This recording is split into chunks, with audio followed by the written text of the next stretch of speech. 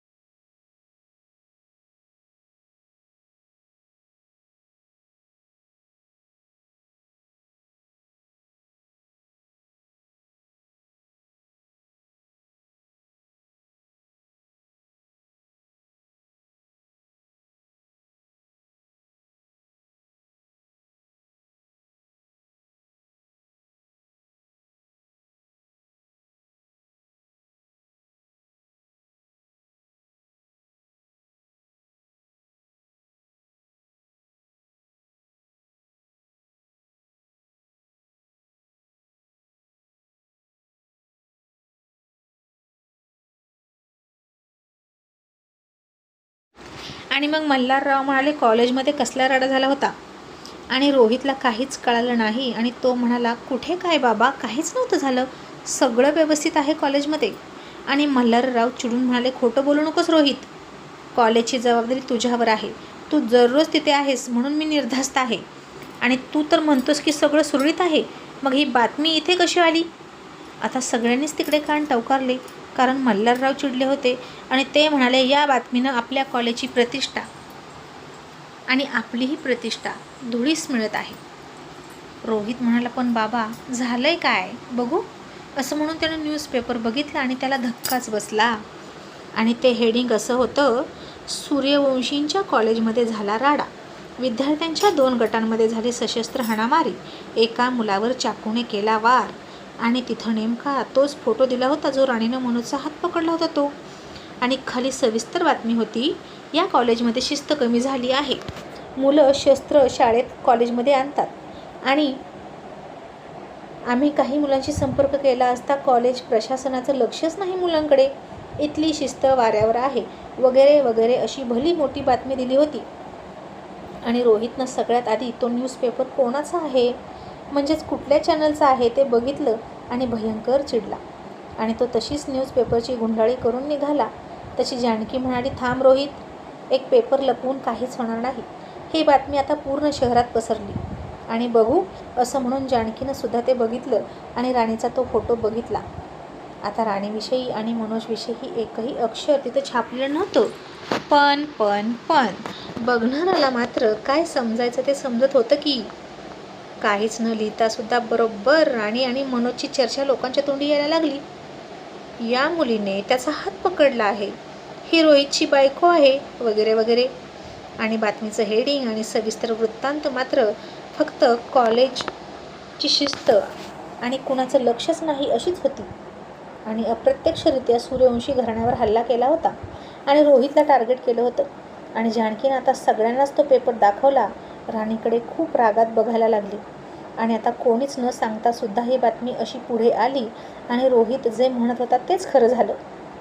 आणि त्या दिवशी जे झालं त्याचं कोणीतरी नक्कीच फोटो काढून घेतला होता, कारण आता ते सगळं प्री प्लॅन केलेलं होतं, फोटो तर घेणारच. आणि जानकीच्या धारदार नजरेनं राणी थरथर कापायला लागली आणि मदतीसाठी रोहितकडे बघत होती. आणि जानकी राणीला म्हणाली, राणी हे काय आहे जरा सांगशील का? एकही शब्द न बोलता बघितलं कसं सूर्यवंशींच्या इज्जतीवर ठपका ठेवला या बातमीनं. तुम्ही सुना या घराण्याची इज्जत आहात आणि याची तुलाच जाणीव नाही. रोहित म्हणाला, आई अगं ऐक ना, तो फक्त तिचा एक मित्र आहे आणि तिनं काळजीपोटी. तशी जानकी म्हणाली, रोहित तू गप्प बस, तुझी बायको रोज तुझ्यासोबत येते जाते, ती कॉलेजमध्ये काय करते तुला माहीत नाही, मग कसलं लक्ष आहे तुझं तिच्यावर? आणि राणी तुला घरच्यांच्या इज्जतीची पर्वा नाही? तू आता लहान नाहीस किंवा मोरे नाहीस, तू सूर्यवंशी आहेस, बोलताना वागताना विचार कर. लग्न झालेलं असताना असं परक्या मुलांच्या हातात रुमाल बांधणं शोभा देत नाही. आणि राणी खाली मान घालून म्हणाली, सॉरी आई, ते चुकून झालं, पण मी कायम आपल्या घराण्याची अब्रू जपतच आली आहे. आणि सॉरी, जानकी कुत्सितपणे हसली आणि म्हणाली, हो का, मग राणी तुझ्या हातातली बांगडी कुठे आहे गं, आपली खानदानी बांगडी? आणि आता राणी फार घाबरली. रोहितही घाबरला आणि म्हणाला, ओ माय गॉड, आता आपल्या त्या कृत्याची शिक्षा राणीला उगीचच मिळणार. तिची काहीच चूक नव्हती, ती बांगडी पुन्हा घ्यायचीच राहिली रोमॅन्सच्या नादात. चूक तर माझी झाली होती. आणि रोहित लगेच मला, आई अगं खरंच यात राणीची चूक नाही, मीच ती बांगडी घेतली. आणि तशी जानकी म्हणाली, रोहितवर चिडली आणि म्हणाली, थांब रोहित, किती तिची बाजू सावरशील? आता तू असंही म्हणशील की तूच बांगडी घेतली आणि पाण्यामध्ये फेकून दिली? आणि रोहित म्हणाला, आई अगं आता तुला कसं सांगू, खरंच अगं मीच बांगडी घेतली होती आणि मीच फेकली. पण जानकी म्हणाली, नाही, तू तुझ्या बायकोची साथ देतोस, मला तुझ्याकडून ही अपेक्षा नव्हती रोहित. कॉलेजमध्ये तुझं लक्ष नाही, बायकोकडे लक्ष नाही, मग लक्ष असतं कुठं? आता रोहित बेंबीच्या देठापासून सांगत म्हणाला, आई अगं खरंच मीच बांगडी फेकली. आणि आता राणीच खाली मान घालून रडत म्हणाली, अहो थांबा आई, माझं चुकलं, मला माफ करा, माझ्याकडूनच ती बांगडी स्विमिंग पूलमध्ये राहिली. आणि आता जानकीला तिचा फार फार राग आला आणि रोहितसुद्धा हेल्पलेस होऊन राणीकडे बघायला लागला.